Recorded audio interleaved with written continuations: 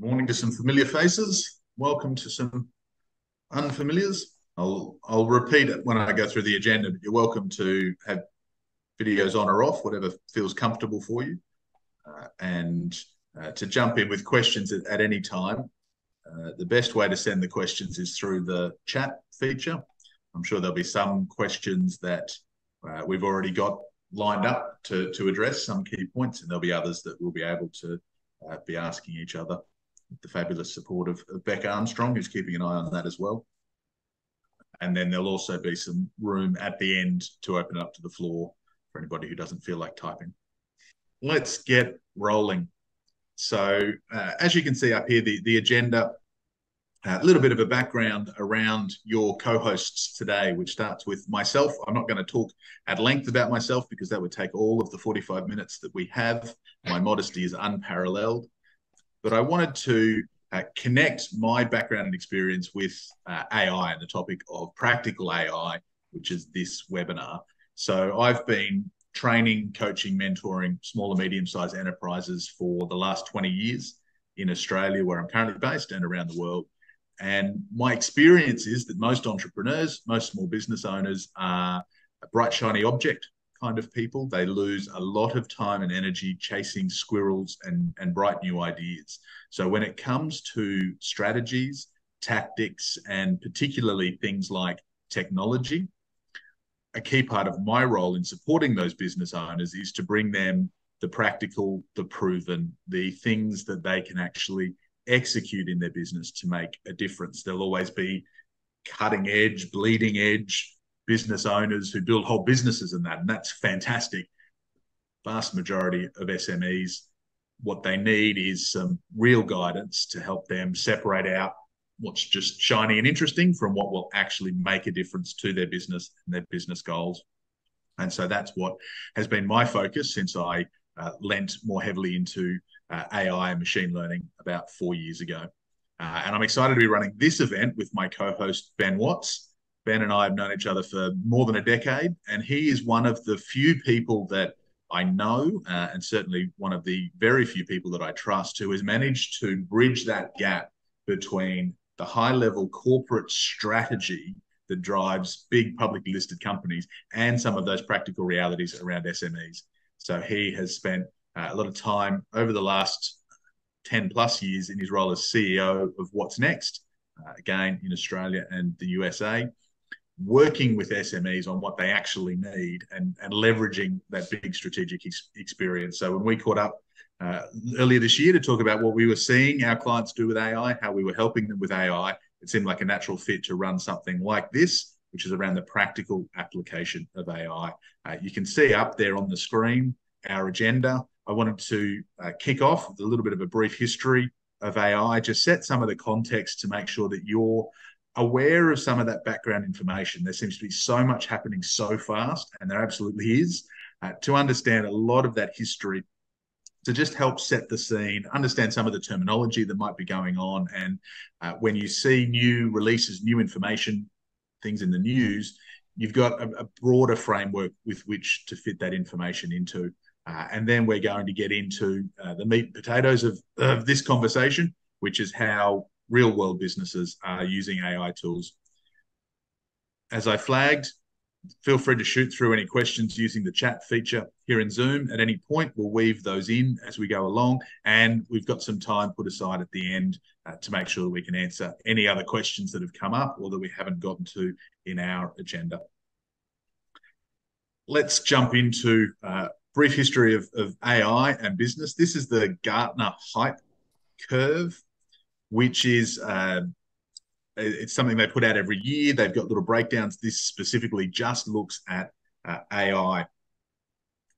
And you can see right away, I've highlighted two that we might be familiar with, generative AI and autonomous vehicles, which is a little bit further along. But you can see there's a lot of other elements of AI, including some that we now almost start taking for granted. And there's certainly some that are off the front of the chart, having been well and truly proven, implemented, and normalized as business as usual. So a lot of business owners, individuals have become hyper aware of AI, artificial intelligence, over the last 12 months. since ChatGPT launched. It became the fastest product to ever get to 100 million users. But this AI over the last 12 months has not been an overnight success. It's not something that has come from nowhere. It is the background of a long journey. It's, as I say, something that I've been talking about in keynote presentations since at least 2019, with machine learning, with artificial intelligence. If you're a specialist in any field of human endeavor, the rise of the machines is coming to get you. And the actual term artificial intelligence goes all the way back to 1956. A lot of theory, a lot of research has gone into it, an awful lot of dead ends. A lot of the early research into artificial intelligence tried to assume that our brains were very logical, that you could just train a computer with enough rules that if you've got a big block and a small block, you have to put the small block on top of the big block to balance. That's a rule. That's something we kind of learn as toddlers, imprints itself in our brain. And there are still attempts to do that. They've got millions and millions of these rules trying to get computers to understand it. But what we've come to learn over the last 20 years is that the brain doesn't work like that. And a lot of the big advances in artificial intelligence have been done through neural network technology. We're actually trying to mimic the dense networks of our brain, which means we now have AI solutions that you can get for free or for a $5 a month subscription online, where the creators don't even actually know how they work. It's this machine learning which has managed to create insight, output, and in the case of products like Midjourney, a whole lot of cat memes, without actually having any of those rules built into it at all, which, not a topic for today, but when it comes to things like bias in this technology, proves a real challenge, because nobody's built into this technology that, scientists are men and homemakers are women. It's just something that it has learned, mimicking some of the bias of the training data, and how we unpack that is a challenge, thankfully, for people who are much smarter than I. So this is the 2022. This came out early in 2022, so before ChatGPT had launched this particular Gartner report. And you can see some of the differences. Generative AI back then was heading towards what they call the peak of inflated expectations. And I think they timed that very, very well. It was about to be something that we were all aware of. We all thought it was going to be much more perhaps than it has been over the last 12 months. And you compare that to something like autonomous vehicles, which it's saying is still 10 years away.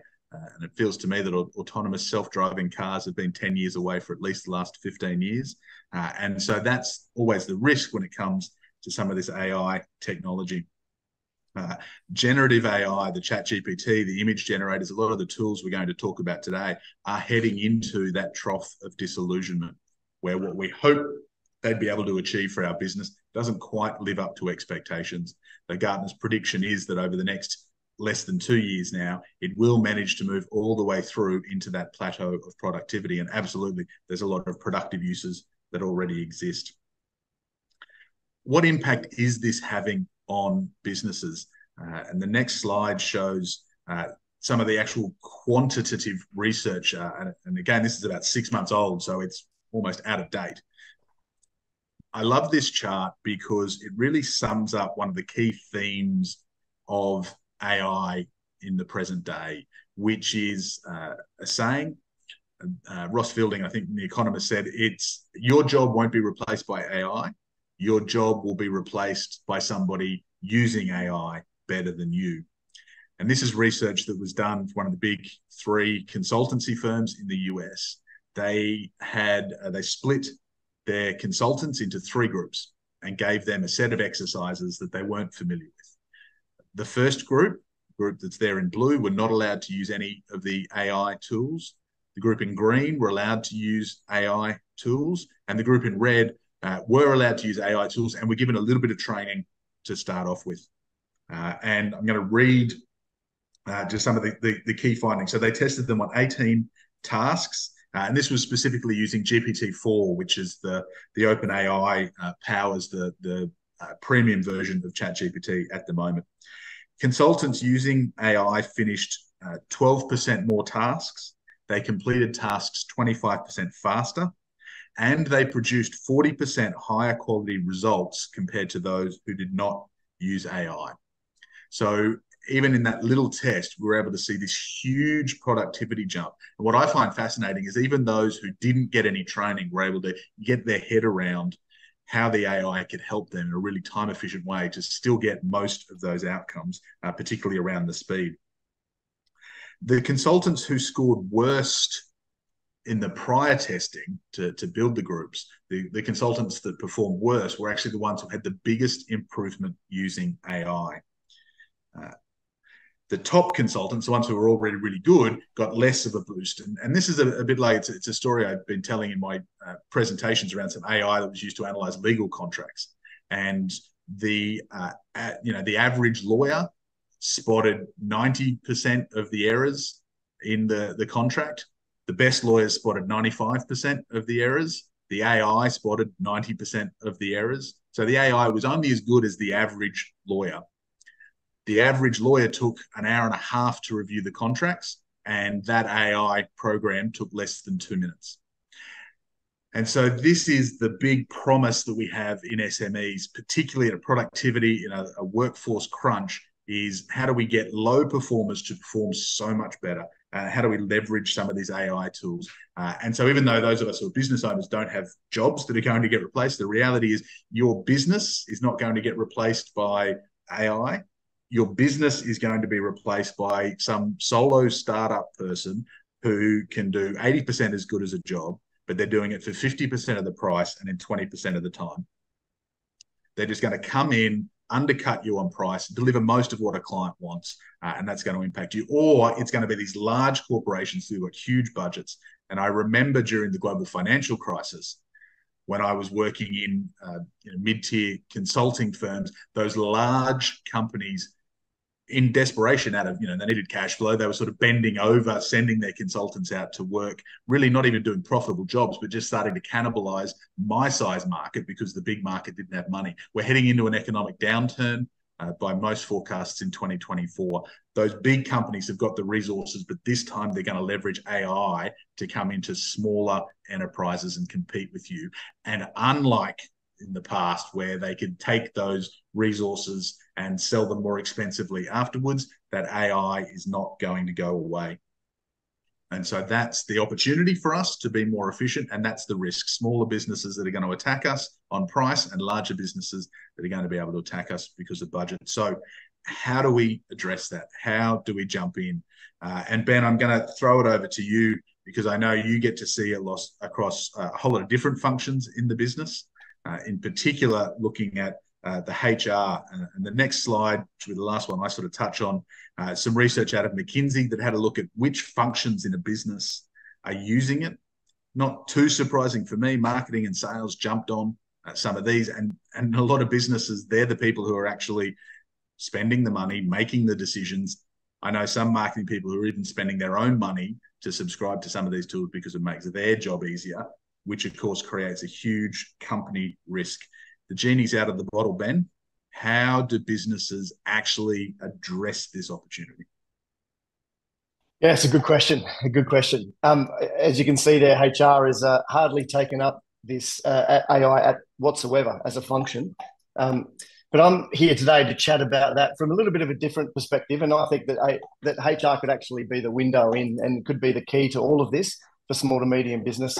HR can really help bring this into a business. And we're very privileged being HR consultants. We're certainly not AI experts by any stretch, but we are HR consultants, and we get to meet and work with probably 300 or 400 businesses, maybe more, probably closer to 500 throughout a year, across all industries. A lot of small businesses across all industries, and that is a privilege because we get to see what's happening, who's using what, and at the coalface there, what's going on with AI. So I'm going to take a bit of an angle out of it from what we're seeing out there, and I'm really going to focus on accessible AI. And you gave a great background, Jacob, of the history of AI and from a macro perspective. I'm going to narrow it down now into these large language models and ChatGPT specifically. But what we're seeing, some of these easy access, accessible AI models that are out there at the moment. There's certainly a lot of fear, especially from a HR perspective. HR are traditionally they're quite risk averse, the HR function within most businesses. And there's a lot of fear out there around job losses, losing relevance, technology phobia, and change in general. As a human, we all don't love change, and so this is a big change, and it's like drinking from a fire hose, right? With all of the changes with AI just in the last 12 months, and if you see how things like ChatGPT have evolved over that period of time, it's just phenomenal in a 12-month period. I mean, it was only released at the end of November last year, so we're not even around a full 12 months yet. And to see 100 million people sign up so quickly, but also I just read the other day, there's 100 million active users a week now. So they're actively using it. It's just not a hype. They're actively using things like ChatGPT. So we'll take a couple of things here. It really is changing the way that we do business. So it's leveling the playing field. And you talked about that before. Leveling the playing field is interesting because, a small business on the East Coast of Australia can be competing with a small business on the East Coast of the US, for instance. It's really bringing people closer together. Small businesses can compete with larger business. It's really giving everyone an access to this technology, and we've never had that before in any stage that I can remember in my career. And it really stops procrastination. I mean, that if you think of how long we sit before we start a project, I mean, things like ChatGPT and these large language models can certainly get people moving. They stop people thinking about it. They get a draft. They get a first notes up in place, a wireframe for a report, for instance. It stops procrastination, removes replication from our businesses. All those areas that we are replicating, let's use some of these tools to remove some of that. And like Jacob really spoke about well before, is the productivity and efficiency gains. And really at the coalface, when we're seeing it with small businesses, we're seeing some productivity gains of up to 70, 80%. And they're massive numbers. I know that's higher than what the numbers said before, but we really are seeing big productivity gains by small to medium business. It's accessible. Accessible AI, by its very name, is accessible but cost effective as well. It's not expensive. We talked about that before, but it's improving every day and learning on itself. It's just great reasons. If there's any reasons you need to get started with some of this basic AI in your small business, there they are there on the screen. So the three big things here that I think it is, and it's a way to explain what this accessible AI is. It's a motivator. It summarizes discussions, accelerates action past the meeting, and really gets you started, gets you moving. And it's also a generator. Researching is really easy with references as well if you're seeking them out, of course, checking that. But it creates a process flow. So people there that have got things in their head, and in small business, lots of us do, you can really put a process flow together quite easily, and then others can learn what you do. And so you can maintain a high level of generation of work. And creating tables and checklists and summaries of large amounts of data is something that's amazing. So a motivator, a generator, and then, of course, an administrator, so saving time and increasing efficiency. So I think that's a really good way to look at some of this accessible AI, being a motivator to get you going, a generator to keep a high level of work, and an administrator to remove some of those tasks that you're paying a much higher level person to do.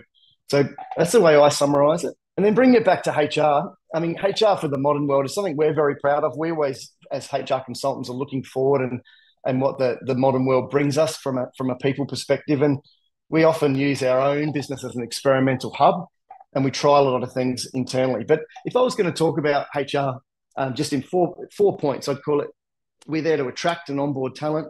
We're there to retain and develop the people. We're there to maximize the output of those people, and then support the CEO in executing the business plan. And I think that is what I would call HR in a nutshell. I think there are some internal HR people that get a little bit caught up in other things and don't necessarily stand next to a business owner to get that business plan executed. But in my perspective, this is what HR is. So if we break that down into a sort of a basic formula, it's a balance between risk and performance. So we're looking at mitigating risk, and we're looking at increasing performance of a business.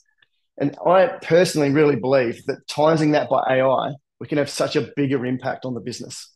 So that AI really does exponentially drive forward the impact HR as a function can have on your business. And when I say HR, in some small to medium businesses, it could be the office manager, it could be the line manager, or it could be the CEO or the owner of that business that's driving that HR.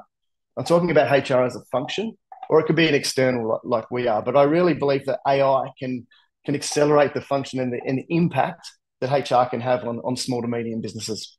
Can I just hold you there for a So, moment, Ben? sure. Had a quote. Nicole has shot through a question that probably relates to that previous slide around risk and performance, around how SMEs can, really cut through the hype. And the key conversation, I think, for any SME, and particularly for individuals within an organisation, have some of those key roles, is understanding the risk profile, the risk appetite of the business, because you can be a bleeding edge business that's going to try everything new and know that 90% of it won't work. You can be a leading edge business, or you can wait that little bit, see what's been proven, still be an early adopter, still get some of the benefits, but not have to take so much of the risk. And every organisation somewhere different. Others are laggards. They have to get dragged kicking and screaming into email addresses. So when you look at risk and performance as being the key thing for HR to drive, or anyone to drive in a business that's leverage AI, I think that's a key thing with cutting through the hype, is just asking yourself, well, is my business taking risks in this space? Are we testing the hype, or are we waiting a month, 6 months to see what actually sticks? Lower risk, but maybe higher on the performance in that equation. Yeah, it's a really good point. And I think around that risk too, I think another way to gauge what the world's doing is you have a look at some of these big companies that are building this into their large proprietary platforms. You say Microsoft, for instance, and these guys are really investing in AI to build into what they've already got. Salesforce, Microsoft Suite, Teams, and the whole Microsoft 365. So yeah, it's pretty incredible to see the big steps forward. And also, I just think we need to get started in the AI world. And I think that's really just investigating and keeping up with what's happening is part of that. But I think there's 5 reasons why I think HR is the key to this. I think culture is the first one, is that I don't think HR should drive your culture. It should be the custodian of the culture. CEOs and business owners should drive the culture, but HR plays a big role in being the custodian of that culture, and any key change to a business needs to be built into culture. So if you're going to implement AI and you're going to bring it into your business in a big and solid way, then really HR holds the key to opening that door and really implementing that into your culture. So I think the first reason is culture. The second reason is structural change. Now, business shapes already after 12 months of accessible AI are changing considerably. Like, we're structuring businesses differently for the first time in the last decade that I can remember, that businesses are really being structured differently because of these tools being available. And so I think it's really important for us to know that in really a few short months, business shape is changing considerably. So functional structures are changing. Again, a big strategic part of HR. Role changes as well. In some roles are, they're unrecognizable now. And with 70 or 80% saving and efficiency, some roles aren't required at all. But I don't look at this from a scaremongering perspective. I look at this as there's some completely new roles emerging as well. So brand new ones we'd never thought about before are now emerging. And, this is for the first time in a long time, brand new roles that we've never even thought about coming out and needing to be created. So with old roles not being recognizable, structural changes in roles, we're really seeing a shape of business change in a very short amount of time. Learning and development's the other one. So if we're going to build it into our small businesses, how do we bring it in? We need to teach people how to use it, right? Things like prompt engineering. I mean, who'd heard of that 12 months ago? I certainly hadn't. But that's a whole role now of teaching people how to prompt some of these platforms and some of these things like ChatGPT. You need to prompt it the right way to get the right information out of it. And I often hear the small business owner say, we gave it a shot, didn't work. They typed a couple of things in, didn't get what they wanted. So that's not how these things work. You've got to prompt it correctly and you've got to learn, and they're getting better on a day-to-day basis. But building it into the learning and development and getting the people within your businesses wanting to learn and develop and change, I think is a really big part of what needs to happen to really get sustainable change here with AI. And it really, AI is the launch pad for career growth. And we need to teach everyone now that in some way they need to start to get familiar with this, because it's not going anywhere, right? It's really not going anywhere, and we need to build it into our learning and development programs. And then policy is the fifth thing, the fifth reason why I think HR is the window. And really, by policy, I mean encouragement over restriction. I mean, I think here removing policy, removing blockage, removing friction, allowing people to try and fail and learn from what they're doing by bringing new tools into the business. I think our first thing as humans and business owners is oh, we don't want to touch this, it's going to break. We're going to break. We know what our business does historically. We don't want to touch it. We don't want to bring it in. It's going to cause trouble. Which really, I want people to start to think about it. Like, let's reduce policy, because really what we need to think about moving forward is experimentation over mastery. So for the last decade, for years, for as long as I can remember, we've been taught that to become a master at something. Everyone's heard of the 10,000 hours of doing something and becoming fantastic at it, but being a master in that one thing really deep. That's changing now. So experimentation over mastery means trialing new things, getting better by learning and failing, getting uncomfortable, bringing in these new tools because they're there, they've been created so fast, and they're being integrated at a coalface now in small to medium business where we can utilize them and become a lot better. So yeah, experimentation over mastery is a real key to this. They're the 5 reasons I think HR holds the key to AI. It might be a funny angle to take, but if you look at these 5 reasons, I mean, you've got to build it into your culture if you want sustainable change, structural change, roles, they're all changing. So businesses look different. And this is in a small time. There's a lot of right sizing going on at the moment. And, the economy is playing a big part in that. And Jacob mentioned 2024, there's predicted to be a bit of a dip, maybe even a recession. But again, because we get to have a look at a lot of these small businesses, we're seeing a lot of right sizing going on at the moment, preparing for the new year. And the smart operators are getting smart, and they're doing that. They're doing that now. There's 30 days heading into Christmas, 30 working days, which is kind of terrifying. But there's time to prepare for the new year, right? For 2024, and right sizing is something to consider. The learning and development, we can't just let people run with this without any training. We've got to show them how to do it. We've got to build it into our programs. We want people to get better and comfortable in this space.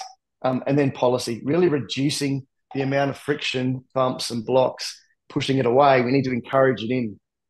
Things like lunch and learns, discussions like this, bring it into everyday discussions within businesses. We do a thing called a hackathon here at What's Next, where we'll get the team together over lunch for a couple of hours, and we'll try to solve some problems using AI.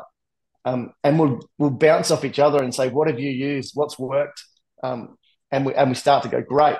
We don't want one person to be great at this. We want everyone to learn from it. And so, yeah, reducing the policy, encouraging its use. They're the 5 reasons I really think that HR can open the door to really starting to use this in a small to medium business perspective. So there is a lot of overwhelm, right? We all get overwhelmed by this.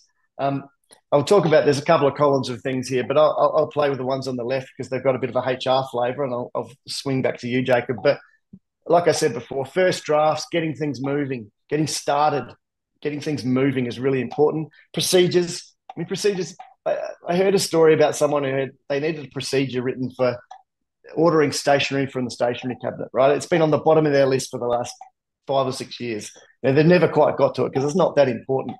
But with a few smart prompts, how much you're allowed to spend, how often we reorder, what our reorder points are, a couple of things popped in there, bang, procedure's done.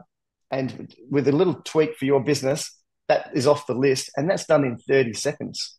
So this is a big deal, right? A big deal that you can get procedures up and running quickly. Meetings, and I'll touch on it a little bit later, but bringing some of these great tools into meetings and getting transcripts and recordings and summaries and action points really moves things forward a lot quicker. Reports, getting like the wireframe of a report together. I mean, often we've done all of the work and we just need to finalize it into a report, getting some of the basics together there. We can really jump forward in a project like that. And really, we've all got senior data analysts now, or access to senior data analysts. It's not just a KPMG or a big 4 that has access to these big teams. So we can get things like survey data and we can run it through some of these platforms, and we can get trends, we can remove names. There's some amazing stuff that can be done really quickly and make sure that the human hasn't missed it and that we haven't missed something, and we can get some of those data and trends at a small business level, which we haven't had access to before without hiring, very expensive headcount. With recruitment, shortlisting's an obvious one. I wish it was the case at the moment because the market is very, very tight, and we certainly aren't getting huge amounts of applicants for roles. But when that'll turn and we're going to get that back, when you've got hundreds of applicants for a role and you can feed it into something like a ChatGPT and look for some key points, you can really streamline that down to some key resumes to focus on in a short amount of time, And things like role description drafts, and putting role descriptions together. I mean, I might be putting us out of a job here, but I think with the right prompts, you can put a very good, you think about a CEO role description on the east coast of Australia on a 100-person manufacturing business that needs to have a sales focus because there's no sales function, and reports to a board, and you can put a whole lot of things in there, and you can produce a very, very quality document. You know, it may not be perfect, and like we said before, you know, if it's as good as 90% of your lawyers, maybe you can get something that's a long way along as a great role description there that you can then use to go and recruit for, or then you can use to discuss and say, is this going to be the right fit for the business? So these things that usually you need a consultant and you need other people to come in, not just across HR, but certainly in HR is no exception for that as well. And things like performance improvement plans, no one loves them. They're emotional. But if you can put some detail in there and drive what would be a best practice performance improvement plan, you can get some ideas around how you can train and develop some of these people from the level that they're at. Things like exit interviews. You know, you can get someone who's quite low level doing an exit interview if you've got a whole a list of what was discussed, and you can then work through that data, and you can work through that for some trends as well, and bring a few exit interviews together to see if there's an overriding trend over a period of time. So, you know, there's some HR reasons there, but really some general business reasons. And I'll throw over to you, Jacob, about that the other column there. Agree all of those, and I, you know, touch on, and I think people will immediately see how that applies to some of those. I remember when it came out that ChatGPT was going to start charging. You know, they sort of ramped up pretty quickly, and it's not cheap. That's why so many AI tools you know, even have a price because the actual processing power is a lot more expensive than traditional technology. But the general consensus in the tech circles that I was talking with was they thought the pricing was going to come in at $400 US a month to access GPT-4, and it came in at $20 US a month. So take advantage of that. And that, I mean, the free one's got a lot of these now as well, but things like custom instructions. So you can actually set the parameters for things like use Australian English or you know, speak like a Canadian. You can put in there your brand, your core values, some of that information about the business, so that when you ask for things like social media posts, brainstorming, thought leadership, the answer that comes back is not generic. It actually runs through that context of your specific organization. Complex formatting. You know, I had one just last week where a business I'm working with is looking to sell. They had a heap of financial reports from their account that were in PDF that I wanted to analyze. You can't just copy from PDF into Excel. There's tools out there you can do it. I can literally copy and paste the data out of PDF, put it into ChatGPT, and it was able to pass that data and give it back to me in tables that I could then copy into Excel, save me a heap of time.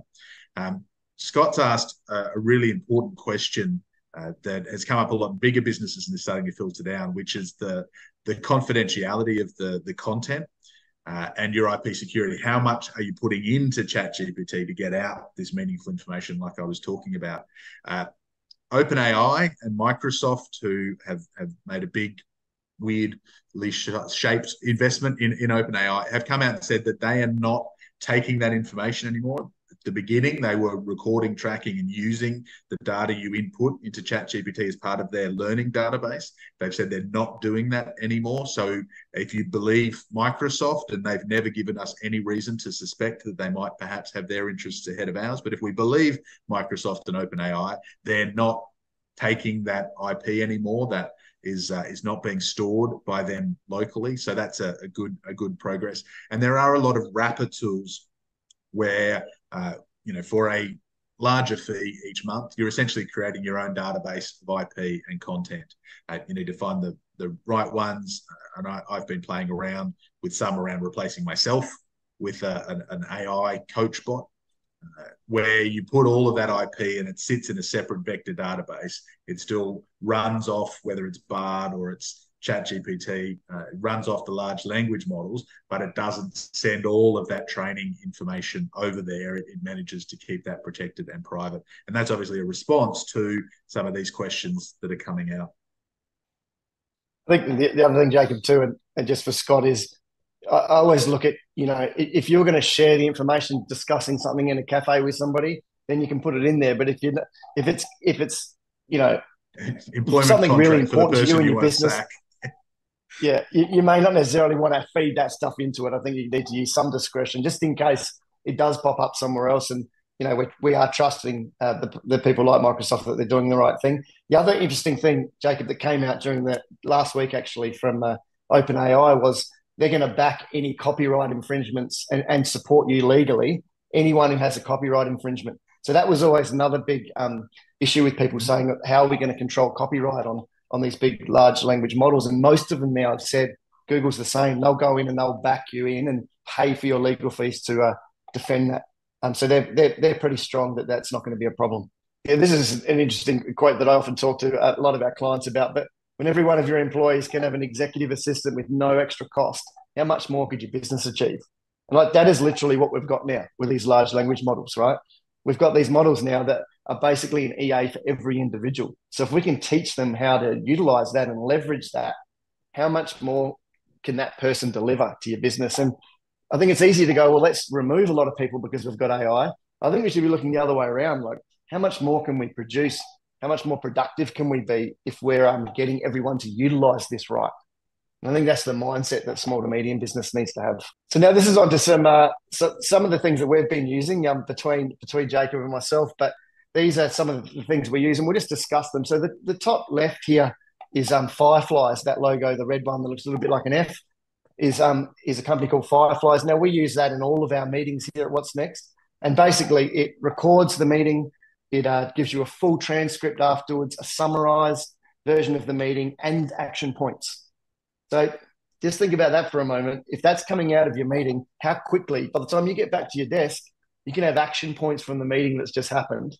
And that's pretty crazy because usually we get back to our desk, we've got another meeting, we might lose a bit of track about what's going on there. But yeah, that Fireflies is extremely powerful. It's something I think you should all try. This has been built into a lot of businesses now. You can see it with Copilot in Microsoft. But Fireflies is a very, very powerful tool, and you can make sure that you're not missing things from these meetings. But more importantly, you can engage with the individual. So you can really sit there and look them in the eyes and ask the right questions, engage in the discussion, knowing that someone's capturing the notes behind you as well. And it's built into everything we do now. We've found it really, really useful. Yeah, super great tool. Give it a shot if you get a chance. The one there in the middle, it's called Headshots. This is a $29.95. Give you professional headshots by giving it 20 selfies out of your phone. You can get different hairstyles, shaven, unshaven, different outfits, different backgrounds, all done for $29.95. It's pretty amazing, and it's getting better as it generates and can do humans quicker and quicker. Amazing tool for $29.95. When you think of that, it's really taken out a whole business. Businesses in professional photos there are really going to be, how could you drag someone around a city now and get them to change clothes, get their hair done, makeup done, all these things for photos when this can be done for $29.95. So I just think this is an incredible one to show a rapid advancement really, really quickly with AI.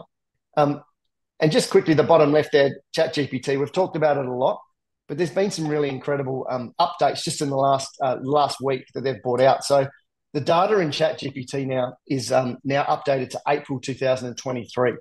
So only a few months ago, right? And originally, and up until last week, the data inside it was only updated until August 2021.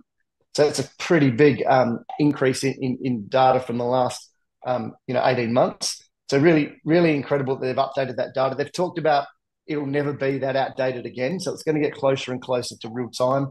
And of course, it can also access through Bing, it can actually access the web and real time data too, if you've got the right subscription there. So amazing stuff there with updated data. You touched on before the cost of ChatGPT being quite low and dropping down. It's actually dropped down again. So the per token cost of ChatGPT dropped down. I think it was close to 70%. Don't quote me, but it dropped again last week. So the cost to use these models is not increasing like we originally expected. And it can take up to 300 pages of a book in one hit now. That's a lot of data to take in to get it to sort through. So pretty powerful stuff. It's also building in DALL-E 3, which is an image creator inside the same thing. And they're creating something called Chat GPTs, which are going to be apps that can be created by normal prompts. So just think about that. Anyone can create an app that's useful by normal prompts inside Chat GPT without having to write code. I mean, that just opens up all barriers. That removes all barriers, right? And they're going to have an app store inside ChatGPT to sell these to small businesses that we can use them, but also we can create our own. So if we're not creative enough to do our own, there's going to be a lot accessible there that we can then bring in and use as use internally, which is pretty amazing stuff. So I'll let you chat about the other three there. And that's your point around experimentation over mastery. It's just keep learning, keep improving. The three that I really wanted to point out: Scribe. Scribe is fantastic. That's your standard operating procedures. It's your process. It's your training documents. It does fantastic. Capture. If you've got any tools, whether it's in the browser or software, that you've got to capture your process, your way of looking at it. If you've ever sat around doing screenshots in Microsoft Word and you move one by a millimeter and it throws all the formatting off, Scribe will save you days of time just being able to hit record. It captures all the relevant screenshots, fills in what it understands to be the information, and then really leveraging the AI even has that ability to go into it and say, I need a process around ordering stationery, or I need some safe work method statements. You've got to train these. They are that first draft, that good enough person. So you've got to keep an eye on reviewing it. But if it can get you 80% of the way there in a minute, then the productivity is enormous. That bottom logo, I think, is Bing, which is why none of us recognize it. But the whole Microsoft investment, Microsoft leveraging the OpenAI tools and also having a relationship with Bard. I think in that hype cycle, it's heading with Microsoft Copilot now coming out and accessible. It's heading for that trough of disillusionment for the use of AI in all of our day-to-day, but only compared to some really inflated expectations. I think once we've got an understanding of how to use those tools over the next few months, we compare that to what we were hoping for 12 or 18 months ago, it will just absolutely blow our mind. And Score App is a nice, useful one. I've got a little example on the next slide. So Score App lets you build a quiz. It's a great lead generation tool, diagnostic. It helps potential prospects of yours to identify an issue that they have. I've got an example here, which you can scan the QR code or click the link or two afterwards, which is about a 2 or 3 minute quiz around how ready your organization is for change. Have you got the confidence, the courage, and the right business context to be able to make the change? I built that app with AI. I've built some of these before. Some of them take a lot of testing. This one took about 5 minutes to build, and then about another 15 minutes of just testing and tweaking.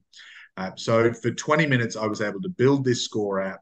I spoke at a conference last week, put this up there, and I got 32 leads for my business off the back of that one QR code up there that had taken me a total of 20 minutes to build using AI. Experimentation over mastery is not always going to work. Sometimes there's going to be errors and all of those kind of things. But the more you do, the more you learn. And if you want to see how that tool works, you can obviously jump in there. But Score App is another one that's really leveraging AI to make it easier to use their tools and to experiment with your business. We've answered a few questions as we've gone along. Are there any others? You're welcome to jump into the chat, or even brave hit unmute and ask away. Have you had any others come through to you, Ben? So this is Harrison, yeah. Harrison. Sorry. I actually had one for Ben. So you mentioned, I guess, keeping on top of what's happening in AI. So who do you follow? And I guess, where do you get your updates from? It's a good question, mate. There is a lot going on, and literally on a day-to-day basis. There's a few great ones on YouTube that I follow. There's a guy called Matt Wolfe, and that's WOLFE. Now he consolidates a lot of information happening. He goes to a lot of the conferences in the US, and he brings together things going on in the AI world. I think he releases 2 videos a week. He's a great way to get a summarized version. That's where I get all mine. I listen to him in the car when I'm driving into the office, but he's pretty great. I think in general, I think Peter Diamandis is a really interesting one. He's one of the Singularity University guys. I mean, any of the guys are involved with Singularity University. They're doing a lot in the AI space. I find him really interesting. Scott Galloway's interesting as well. When I was in the US last week, actually, I heard a futurist speak, and he was called John Senai, which is Senai, I think. that I can find out. We can send that around to everyone. But he has a South African guy who's a futurist, and he really does a lot of research in the space, and certainly doesn't have all the answers, but is showing the direction that things are going in. And I think some of these guys are interesting as well. So yeah, I balance it up with the people like Matt Wolf, who's quite practical, and he'll show you screenshots and different things, and then people like John Senai and Peter Diamandis, who look forward at some of the trends. But there's lots of people out there, and there's a lot of information. So it's a good question. I think mastermind groups are becoming incredibly valuable at a business owner level, but also within all of those different functions and expertise. If you're the marketing manager, the HR manager, the sales manager, you're not necessarily sitting around with 4 people in a similar role in your organization. Mastermind groups, whether formal or informal groups, if you can find those people in a similar role who are similarly inclined to be researching and testing this, is a great way to find out what other people are doing and leverage what they're doing, share what you're doing, and hence mastermind, right? Yep. And that's like this discussion, right? Jacob, you're introducing people to these things, and we are as well from our clients in the HR space. So I think sometimes there's macro, there's practical, and then there's what can I actually do today? And I think that's the important part to get some rubber on the road. Anyone else there? Any other questions? No, that's all good. We're happy to send them around anyway, or contact us directly, I'm sure, with any questions. Over to you, Jacob. So key takeaways in summary. So generative AI, which is ChatGPT, DALL-E 3, Midjourney, it's a lot of these tools that have just blown up in a good way over the last 12 months. It's important to understand that they are just one subset of machine learning and artificial intelligence. So, particularly in a lot of manufacturing and some of these kind of more heavy industries, there's a lot of machine learning being applied, which is not generative AI. And I see some people say, "Oh, ChatGPT couldn't do my tax return," or ChatGPT couldn't drive a car. And it's kind of like, well, the fish couldn't climb a tree, therefore it's useless. It's understanding the right tools, and that even though this is the most accessible and the section of AI that is going to deliver the most productivity in most businesses right now, it's only one subset of the tech. And AI as a team member, you still need to train. So it's not going to be perfect. It is going to be flawed. It does hallucinate. I have a 4-year-old daughter. It set me up perfectly. What you get out of ChatGPT is a lot like what you get out of a 4-year-old. You go, "Oh, wow, look at all of the training I gave it. Look at the context. Look at how I mucked up that prompt."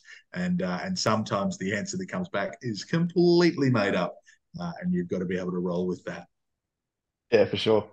I think, and the other thing just to take away here is just creating or refining an AI strategy for the new year. I mean, I look at this as the business New Year's Eve at the moment. We've got a 30-day run into Christmas, and then most of Australia goes to sleep for the next 6 weeks. So we've got an option here, an opportunity, I think, really to think about what you want to do with AI next year, even if it's a small step.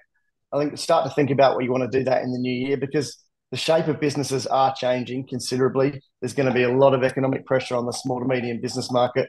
See what AI can do for you from a cost-saving perspective, but also from redeploying some of those resources that you've got. I think the big thing really is just to be adaptive and really unlearn and retrain. So the John Senai that I spoke to, that I saw last week in New York, he spoke a lot about unlearning, because we need to unlearn how we've done things previously and find better ways to do them. And I think that's what AI really gives us in a small to medium business perspective. And we've spoken about it a bit, but experimentation over mastery. If we can get people to try these things and we can encourage it, we're going to learn more and we're going to be able to implement it into our businesses. Because if we don't do it, other people will. And I'm seeing it in the US. There's a lot faster uptake over there in North America than it is here. And in a way, they're a few months ahead of us, because ChatGPT and the like were released late last year, and then they had a full winter season to run at that while we're all on holidays, right? So they are a few months ahead of us. But yeah, please be adaptive, unlearn what you've learned in the past, and look at retraining yourself and the team in implementing some of these easier tools to use. And I think was there a question that popped through? I believe that I raised my hand. Ben Panache here. Yes. I think one of you, Jacob, perhaps it was you who talked about collaborating with boards on AI initiatives. But the question is for you both. I'm considering the diverse backgrounds and I guess the different levels of expertise of different board members, how crucial do you think it is for the adoption of AI in a business for that board team to be provided with very uniform and consistent sort of training on AI? I think the big thing is understanding different sized businesses are going to have boards with a different focus. The larger the organization, the more the board is going to have responsibility for setting the direction, setting the strategy, setting the risk appetite of the organization. And so much of these accessible AI tools are down in the tactical, the practical, the day-to-day. And so you almost want to make sure that the board sets some of those things that Ben set out around, the policy. We're going to experiment, we're going to allow, we're going to permit, maybe some of those practical things like let's make sure our IP is protected, we're not loading private information into some of these services. You don't really want the board coming down and trying to understand exactly which tools we should use or which ones are working, because once they start getting down to that experimentation level, that's, bluntly, it's below their pay grade. It's not their function within an organisation to be working out which tools need to be used or to get trained in those tools.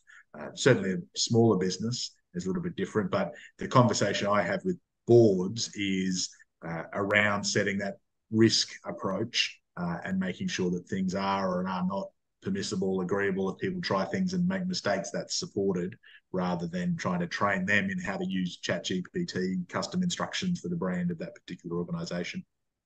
Yeah, I think conceptually the board really needs to be on board from setting a direction. I think that's the key with the boards. More than anything, it's pulling heads out of the sand and seeing what's out there and not ignoring this at a board level. I think the board needs to understand the benefits, because if they spend too long working that out, they're going to be too far behind in the race here, because things are moving so rapidly. Daily things are updating, and I've never seen something come so fast, so thick, and so much quality coming through in such a short amount of time. And you can just see in ChatGPT itself going through from, I think it started at 3 and it's now up to 4 turbo or whatever it's called now. But it's increasing at such big amounts.